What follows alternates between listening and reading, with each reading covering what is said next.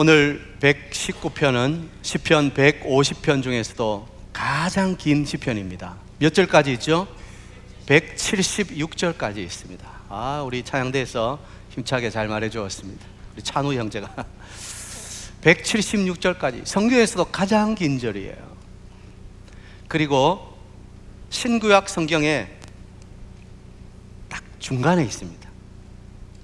이것은 찬송가 합본이기 때문에 그렇지만 신구약 성경만 딱 보면 시편 119편이 정확하게 성경의 딱 중앙입니다. 그리고 또 독특한 점은 이 시편은 히브리어 알파벳이 22자인데요 이 히브리어 알파벳 22자가 다 사용되고 있습니다. 1절에 이 알렙이라고 하는 히브리어 첫 알파벳으로 시작해서 8절씩 이렇게 묶여 있습니다. 다시 말하면 1절은 첫 자인 알렙에서 시작하고 그 다음 9절은 두 번째 단어인 베이트에서 시작하는 거예요.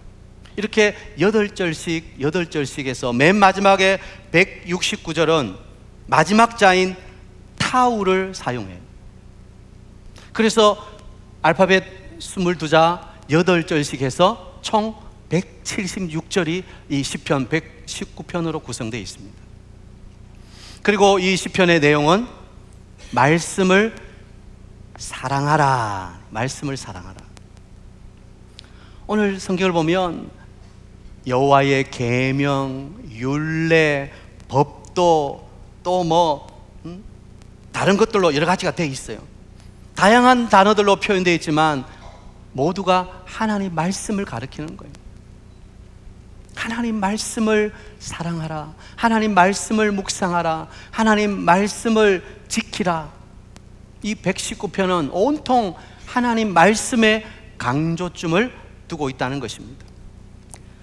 독일어역 성경에는 하나님의 말씀에 대한 찬양과 사랑, 말씀의 능력과 활용에 관한 그리스도인의 황금 입문서다. 이 시편 119편을 그렇게 말하고 있어요. 맞습니다.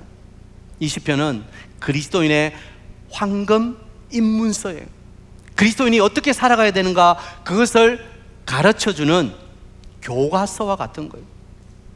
한마디로 하나님 말씀은 우리 삶의 능력이라는 거예요. 여러분, 하나님 말씀이 우리의 능력인 줄 믿습니다.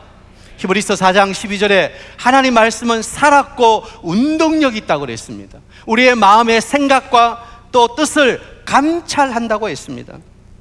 우리가 이 말씀을 읽고 들을 때, 또 말씀을 묵상하고 말씀대로 살아갈 때 살아있는 하나님의 말씀의 능력이 우리의 삶 가운데 체험되어질 줄 믿습니다.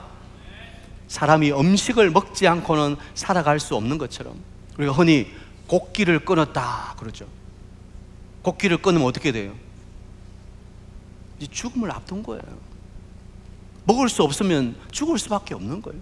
그것처럼 믿음의 사람은 하나님의 말씀을 먹지 않으면 영적으로 살 수 없다는 거예요. 그래서 말씀은 우리 영혼의 양식이라고 하는 것입니다. 여러분, 오늘날 불안한 시대를 살고 있습니다. 모든 것이 불투명합니다. 때로는 불안하고 괴롭습니다. 그렇지만 그럴 때일수록 우리는 말씀을 읽고 말씀을 듣고 말씀을 묵상해야 하는 줄 믿습니다. 왜냐하면 그 말씀 속에 하나님의 능력이 나타나고 하나님이 역사하시기 때문에. 오늘 우리가 신앙생활을 한다고 하면서도 왜 능력 있는 삶을 살지 못합니까? 그것은 하나님의 말씀을 붙들지 못하기 때문에. 말씀을 알아요. 때로는 말씀을 읽어요. 말씀을 들어요. 요즘 말씀의 홍수 시대를 살고 있습니다. 핸드폰 속에 유튜브에 수많은 유명한 목사님들의 말씀이 매일매일 올라옵니다. 말씀을 듣습니다. 그러나 우리가 그 말씀의 능력으로 살지 못하는 것은 너무나 안타까운 일이라는 거예요. 저는 우리 사이등교회 모든 성도님들이 말씀의 능력을 확신하게 되길 축복합니다. 무디는 성경이 당신으로 하여금 죄와 멀어지게 하든지 죄가 당신으로 하여금 성경에서 멀어지게 할 것이다. 너무나도 뼈 있는 말이에요. 우리가 성경을 가까이 하면 죄와 멀어지는 거예요. 반대로 성경에서 점점 멀어지면 죄와 가까워지는 거예요. 찰스 스펄전 목사님은 우리의 두려움의 절반은 성경을 소홀히 하면서부터 시작된다. 여러분, 우리가 살아가면서 여러 두려움을 느낍니다. 그 두려움이 왜 온다고요? 성경을 자꾸 떠나기 때문에, 말씀에서 멀어지기 때문에 두려움이 시작되는 것이라는 거예요. 그래서 하나님과의 관계를 방해하는 모든 것들을 물리칠 수 있는 비결은 말씀을 가까이 하는 거예요. 말씀의 능력으로 살아갈 때 우리는 두려움을 이기고 능력 있는 신앙의 삶을 살아갈 수 있게 된다는 것입니다. 저는 우리 모든 사익동 성도님들이 말씀을 가까이 하고 말씀을 묵상함으로 삶의 참 능력을 소유하게 되길 축복합니다. 자, 그러면 오늘 이 능력의 말씀을 우리는 어떻게 해야 되는가? 첫 번째 받아합시다. 사랑해야 합니다. 능력 있는 삶을 위해서는 말씀을 사랑해야 된다는 거예요. 오늘 47절 48절에 보면 내가 사랑하는 주의 계명들, 이 시인은 하나님의 말씀을 사랑한다고. 97절 내가 주의 법을 어찌 그리 사랑하는지요. 127절 그러므로 내가 주의 계명들을 금곧 순금보다 더 사랑하나이다. 할렐루야. 오늘 우리는 사랑하는 것들이 많아요. 물질을 사랑하고, 명예를 사랑하고, 때로는 자녀를 사랑하고, 내 성공을 사랑하고, 우리가 사랑하는 것들이 너무 많아요. 근데 정작 믿음의 사람에 있어서 사랑의 핵심, 사랑의 우선순위는 어디에 있다고요? 하나님 말씀에 있다는 거예요. 은혜 받기 전에는 잘 몰랐어요. 예수 믿고 구원받고 보니까 하나님의 사랑이 얼마나 큰지를 깨닫게 되었어요. 하나님께서 나 같은 죄인까지도 용서하시고 천국 백성으로 삼아주신 하나님의 그 큰 사랑을 알게 되는 거예요. 그러니까 우리는 하나님을 사랑하지 않을 수가 없어요. 그런데 하나님을 사랑한다는 게 무슨 의미죠? 보이지 않는 하나님을 어떻게 사랑할 수 있습니까? 사랑한다는 것은 그분의 말씀을 사랑하는 거예요. 예전에는 그 말씀이 부담이 되었어요. 하지 말라는 것도 많고 하라는 것도 많고, 그래서 나를 막 속박하고 구속하는 것처럼 여겨졌어요. 시대에 뒤떨어진 진부한 말처럼 여겨질 때도 있어요. 말씀이 진리입니다 했는데 아니요, 말씀이 진리입니다. 이해가 되십니까? 말씀이 진리입니다인데 아니요, 말씀이 진리입니다. 그렇게 되기 쉽다는 거예요. 그런데 하나님의 사랑을 깨닫고 하나님을 사랑하게 되니 그 말씀이 얼마나 소중한지를 알게 되는 거예요. 여러분, 우리가 하나님을 사랑한다는 증거가 뭡니까? 내가 열심히 봉사하고 열심히 헌금하고 열심히 하는 것 좋습니다. 그러나 정말 하나님을 사랑한다는 것은 그분의 말씀을 사랑하는 거예요. 자, 그러면 말씀을 사랑한다는 것은 구체적으로 뭘 의미할까요? 강준민 목사님은 그의 책에서 말씀을 사랑한다는 것은 대상에 대한 관심이라고 표현해요. 관심. 우리가 누군가를 사랑하게 되면 그 사람에 대해서 관심을 가지는 거예요. 그 사람의 일거수일투족을 눈으로 다 보는 거예요. 자꾸 그 사람에게 눈이 가는 거예요. 관심이에요, 관심. 우리가 말씀을 사랑한다는 것은 말씀에 대한 관심을 가지는 거예요. 혹시 여러분 이 하나님 말씀 책장에 쫙 넣어놨다가 주일날 교회 올 때 해가지고 가져오는 분 안 계십니까? 아니, 요즘은 성경책도 잘 안 가지고 오세요. 자막에 성경 다 뜨지요. 핸드폰 어플에 성경 다 있지요. 그래서 굳이 꼭 성경책 들고 와야 됩니까? 물론 그렇게 말씀할 수도 있죠. 그러나 저는 이 성경책을 손에 들고 오는 것이 참 중요하다고 생각합니다. 저는 우리 교회 성도님들이 주일날 예배 오실 때 좀 성경책을 가지고 오셨으면 좋겠어요. 왜 아멘 안 해요? 성경을 좀 가지고 오세요. 그래서 내가 교회 간다는 걸 좀 나타내세요. 그리고 이 말씀이 늘 내 안에 있다는 것, 내가 이 말씀에 관심을 가지고 이 말씀에 내 마음이 가고 있다는 것을 좀 확인해 보세요. 말씀에 관심을 가지면 말씀에 자꾸 눈이 가는 거예요. 요즘 우리 OTT라고 해가지고 뭐 넷플릭스 또 뭡니까 뭐 티빙 뭐 이런 여러 가지 것들이 많아요. 그렇죠? 그 핸드폰에도 다 그런 게 떠요. 그래서 너무 우리의 시선이 그런 드라마나 그런 데 자꾸 가 있다는 거예요. 여러분, 말씀에 관심이 가야 되는 거예요. 말씀에 관심이 가면 그 말씀을 내 마음에 품게 되는 거예요. 그러면 말씀이 우선순위가 되고 말씀을 사랑할수록 닮아가게 되는 거예요. 사람을 사랑하면 그 사람 닮아가게 되는 거예요. 말씀을 사랑하면 말씀에 닮아가게 되는 거예요. 사랑하는 여러분, 말씀을 사랑한다는 것은 말씀에 관심을 가지고 말씀을 마음에 품고 말씀이 우선순위가 되고 말씀을 닮아가는 신비로운 은혜의 체험을 하게 되는 것입니다. 저는 오늘 예배하는 우리 모든 성도님들이 말씀을 사랑하는 말씀 중심의 성도님들이 되시기를 축복합니다. 여러 가지 것 중에 사랑의 대상 하나가 아니라 정말 우리 사랑의 우선순위 하나님 말씀을 사랑합니다. 그렇게 되면 우리는 정말 능력 있는 삶을 살 수 있을 것이라고.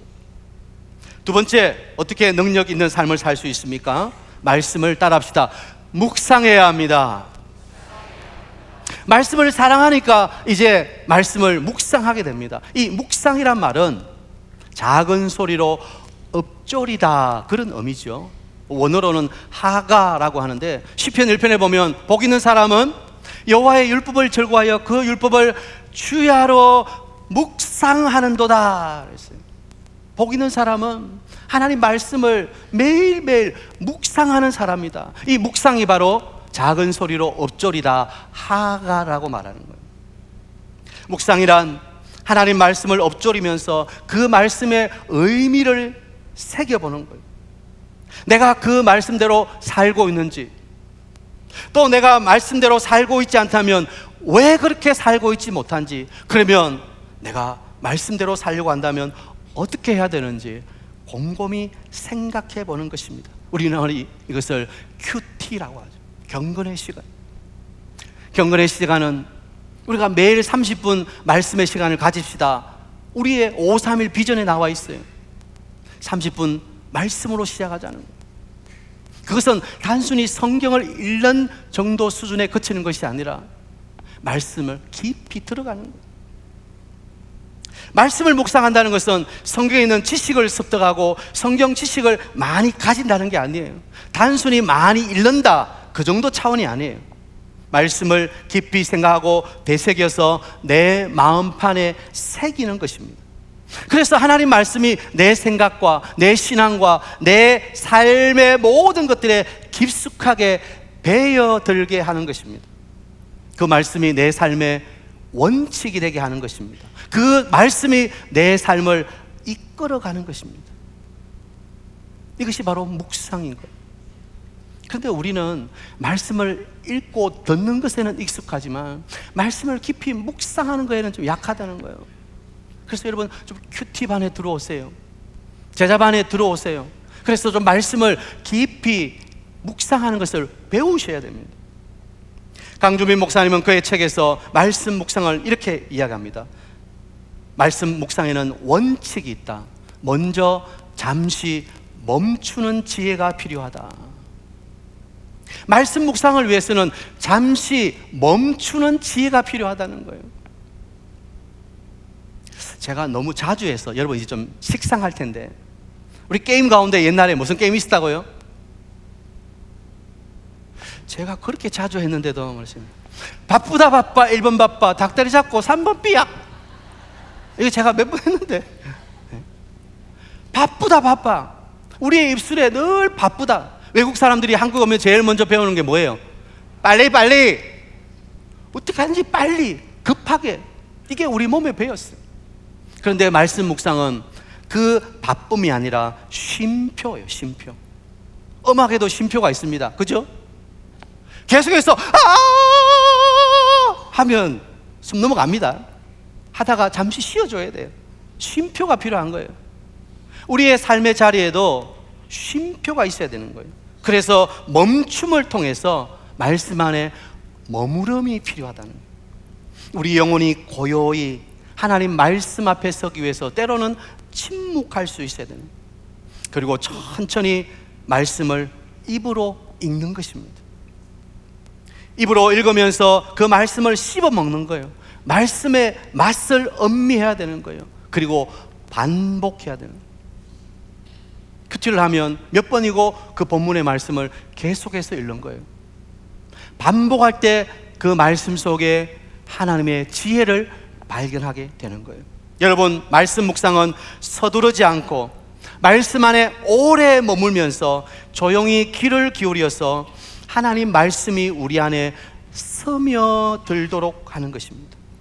그럴 때 우리는 그 말씀 속에서 하나님의 지혜와 하나님의 진리를 캐내게 되는 거예요. 성경의 진리가 무엇입니까? 성경이 가르치고 있는 것이 무엇입니까? 그것은 예수 그리스도입니다. 신약이든 구약이든 우리는 성경을 통해서 우리의 구주이신 예수 그리스도를 발견할 수 있어야 되는 거예요. 그래서 요즘 리딩 지저스라는 게 있습니다. 모든 성경을 예수 그리스도 중심적으로 읽어야 된다, 그런 건데요. 아무튼 성경의 어느 골짜기를 파든지 거기에서 예수 십자가 보혈이 흘러나와야 되는 거예요. 우리는 깊이 말씀을 볼수록 그 가운데서 진리이신 예수 그리스도를 발견하는 기쁨을 얻게 될 것입니다. 저는 우리 모든 성도님들이 말씀을 읽고 듣는 수준에 그치는 것이 아니라 말씀을 묵상함으로 깊이 스며들어서 그 말씀 속에서 하나님의 진리를 깨닫게 되는 은혜가 있기를 축복합니다. 세 번째, 능력 있는 삶을 위해서 말씀을 어떻게 해야 됩니까? 받아합시다. 순종의 실천으로. 말씀을 사랑하고 말씀을 묵상하고 난 다음에 궁극적으로 우리가 해야 할 일은 그 말씀대로 살아가는 삶입니다. 여러분, 우리가 왜 성경을 읽습니까? 성경을 단순히 우리의 교훈 정도로 우리 마음속에 수양해야 되는 하나의 교훈으로 받기 위해서입니까? 아니죠. 그 말씀대로 살아가기 위해서. 오늘 48절에 보면 주의 계명들을 향해 내 손을 들고, 영화 보면 총을 들고 꼼짝 마, 그 다음에 뭐라고 그러죠? 뭐라고 한다고요? 네, 손 들어. 손을 드는 건 뭘 의미합니까? 내 생각, 내 계획, 내 힘을 포기한다는 거예요. 내 생각대로 사는 것이 아니라 하나님 말씀에 대한 전적인 신뢰와 순종을 다짐한다는 것입니다. 이게 내 손을 드는 거예요. 내 인생이라고 내가 함부로 살지 아니하고 하나님 말씀하신 대로 살아가겠습니다 하는 우리의 믿음의 고백인 거예요. 때로는 말씀이 잘 이해되지 않고, 때로는 불합리해 보이고, 때로는 내가 지키기에는 너무나 어려운 말씀일 수 있습니다. 그러나 하나님 말씀은 절대적인 진리인 거예요. 그래서 말씀을 그대로 믿고 그대로 순종하면 거기에 역사가 일어나고 거기에 하나님의 놀라운 기적을 체험하게 되는 것입니다. 왜 오늘날 우리가 그 하나님의 놀라운 은혜와 기적을 체험하지 못합니까? 말씀대로 믿고 말씀대로 순종하는 삶을 살지 못하기 때문에 자꾸 거기에 내 생각을 집어넣고 상황을 집어넣고 다른 사람들을 집어넣고, 다른 사람도 이렇게 안 사는데 왜 나만 그렇게 살아야 돼요? 여러분, 하나님께서 기뻐하시는 믿음의 삶을 살기 원한다면 그 하나님 말씀 속에 하나님의 뜻, 다시 말하면 우리가 마땅히 걸어가야 할 그 믿음의 길을 순종으로 걸어가는 것입니다. 그래서 복음은 듣는 것이 아니라 복음은 살아내는 것입니다. 오늘날 한국교회가 복음은 많이 들었어요. 알고 있어요. 그런데 복음으로 살아내는 순종의 삶이 약하다는 거예요. 사랑하는 여러분, 하나님께서 우리에게 말씀을 주신 것은 말씀이 너무 높아서 우리는 도저히 도달할 수 없다, 그냥 말씀을 쳐다보고 살아라, 그렇게 해서 말씀을 주신 게 아니에요. 말씀대로 살면 하나님의 기적과 역사가 일어나고 하나님의 은혜를 체험하게 된다. 그것이 바로 믿음의 삶이다. 그것을 우리에게 가르쳐 주시는 거예요. 마태복음 7장에 보면 우리 주님께서 말씀하셨습니다. 누구든지 말씀을 듣고 행하는 자는 그 집을 반석 위에 지은 지혜로운 사람이다. 그러나 말씀을 듣고도 행하지 않는 자는 그 집을 모래 위에 지은 어리석은 자다. 극명하게 나뉘는 거예요. 말씀을 들었지만 행하는 자와 행하지 않는 자, 순종하는 자와 순종하지 않는 자는 극명하게 나뉘는 거예요. 반석 위에 집을 지어요. 그 지혜로운 자인 거예요. 저는 우리 사이등교회 모든 성도님들이 말씀을 듣고 행함으로 반석 위에 집을 짓는 지혜로운 사람들 다 되시기를 축복합니다.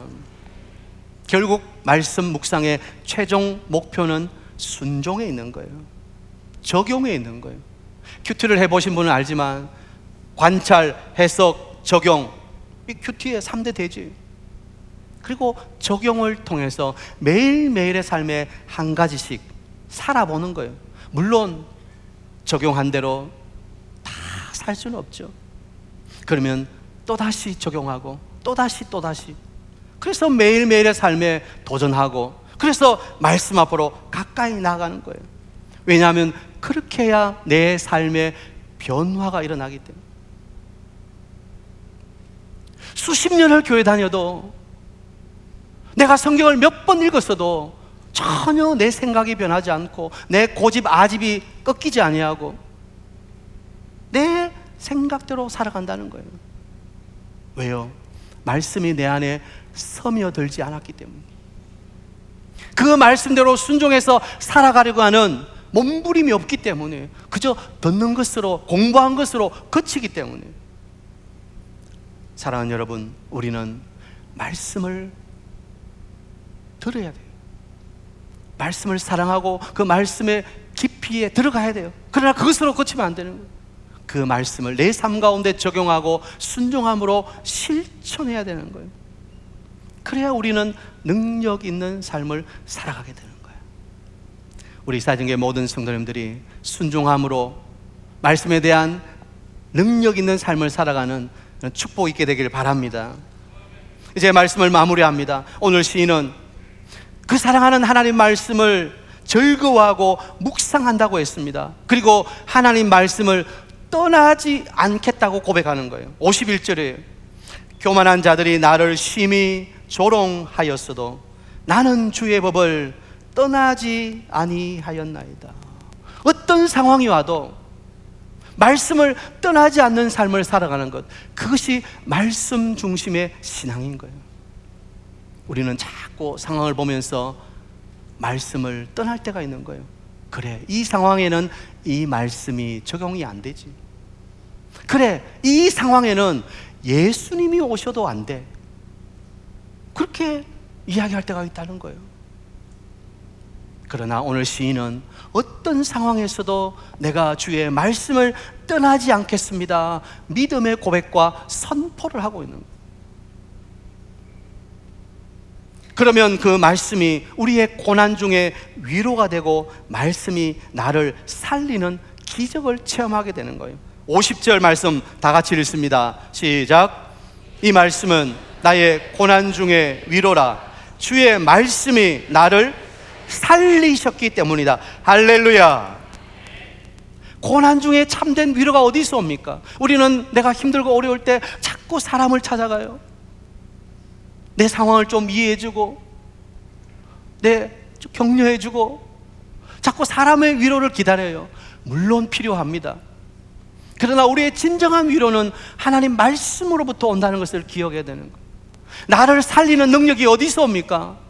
물질에서 오는 것이 아니라, 돈이면 다 된다가 아니라 하나님 말씀이 나를 살리는 것을 우리는 믿어야 되는 거예요. 지난주 설교에도 우리 조수고 목사님께서 하나님의 위로에 대해서 말씀하셨습니다. 우리는 위로의 공동체, 하나님의 말씀으로 위로받은 우리는 서로를 위로하는 위로의 사람이 되어야 된다는 거예요. 여러분, 우리 사익동교회가 하나님의 말씀으로 위로받고 서로 위로하는 위로의 공동체, 살아나는 역사가 있는 공동체가 되기를 축복합니다. 우리가 병들었을 때, 때로는 실패로 괴로워할 때, 때로는 사람으로부터 배반당했을 때, 또 사랑하는 사람을 잃어버렸을 때, 우리는 삶의 여러 가지 괴로움을 만나는 거예요. 그 모든 삶의 괴로움 속에서 진정한 위로가 어디서 오는가? 하나님 말씀 속에서 온다는 것을 우리는 믿어야 되는 거예요. 오늘도 예배하면서 말씀으로 살아나는 역사가 있게 되기를 축복합니다. 한 주 동안 여러분의 삶 가운데 지치고 고단하고 여러 가지 상황 속에 짓눌려 있다면, 오늘 말씀을 통해서 하나님 그 말씀이 나의 위로가 되고 내 영혼을 살리는 말씀이 되게 해 주시옵소서. 말씀을 붙들 때 여러분 영혼에 살아나는 역사가 있게 되는 것입니다. 끝으로 165절에 보면, 주의 법을 사랑하는 자에게는 큰 평안이 있으니 그들에게 장애물이 없으리다. 주의 법, 말씀을 사랑하는 자에게 평안이 있다. 어떤 평안? 그것도 보통 평안이 아니라 큰 평안이 있다는 거예요. 세상은 끊임없이 우리에게 편안을 이야기합니다. 돈 있으면 편안해, 이렇게 살면 편안하게 살 수 있어, 이렇게 사는 게 잘 사는 거야, 끊임없이 우리를 유혹하는 거예요. 그러나 하나님 말씀은 편안이 아니라 우리에게 평안, 샬롬을 주는, 샬롬. 정말 우리의 삶에 필요한 것은 편안함이 아니라 평안인 거예요, 평안. 그리고 말씀을 따라가는 길에는 장애물도 넉넉히 넘을 수 있는 능력이 있다는 거예요. 그들에게는 장애물이 없으리다. 하나님 말씀을 붙드는 자에게는 장애물도 열리고 뛰어넘을 수 있는 복이 임하게 되는 것입니다. 우리 하나님은 여시는 분이에요. 요한계시록에 열면 닫을 자가 없고 닫으면 열 자가 없는 분이라고 우리 예수님을 소개하고 있는 거예요. 여러분, 우리가 믿는 그분은 우리의 인생의 길을 열어주시는 분인 줄 믿으시기 바랍니다. 여러분의 닫힌 문들이 말씀 가운데 열리는 축복이 있게 되기를 바랍니다. 제가 지난주 휴가를 마치고 돌아와서 새벽기도 하는데, 새벽에 이 강단을 보는데 얼마나 눈물이 나는지. 하나님, 이 강단에서 사람을 살리는 생명의 말씀이 선포되어야 됩니다. 이 강단에 말씀이 생수처럼 흐르게 해 주시옵소서. 여러분, 제가 여기 서 있는 이유가 무엇입니까?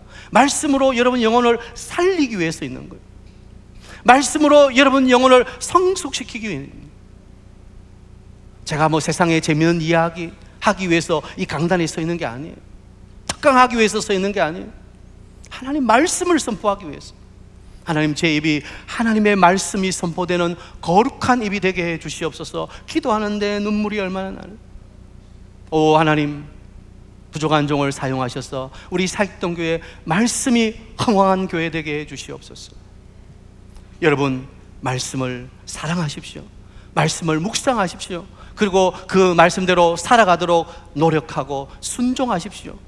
그러면 참으로 능력 있는 믿음의 삶을 살게 될 것입니다. 너무나 빠르게 달려가는 이 세상에서 소음이 아닌 말씀의 귀를 기울이십시오. 우리 귀에 지금 소음이 너무 많다는 거예요. 듣지 않아도 될 이야기들, 아니 들으면 안 되는 이야기들로 꽉 차 있다는 거예요. 그건 소음이에요, 소음. 이 스피커에서도 정확하게 소리가 나가야 되는데 소리가 나가지 않고 찌지지지, 이걸 노이즈라고 해요. 소음이라고 해요. 여러분, 그 소음을 계속 들으면 사람이 얼마나 짜증나는지 몰라요. 스피커는 정확하게 말이 전달돼야 돼요. 이 세상에 하나님의 말씀이 우리에게 그대로 전달될 수 있어요. 우리가 성경을 통해서 하나님 말씀을 깨달아야 돼요. 그 말씀 안에 머물고 말씀 안에 사랑에 빠져야 되는 거예요. 그래서 우리 안에 예수 그리스도의 형상이 이루어지기까지 우리는 깊어져 가야 돼요. 신앙생활 하면서도 얕은 사람이 있어요. 상황에 따라서 이리저리 흔들리고 왔다 갔다 하는 사람들이 있어요. 얕은 거예요. 그러나 말씀을 붙드는 사람은 상황에 흔들리지 않는 깊은 사람들. 저는 우리 사중의 모든 성도님들이 말씀에 깊어지는 참된 믿음의 사람들 다 되시기를 주의 이름으로 축복합니다.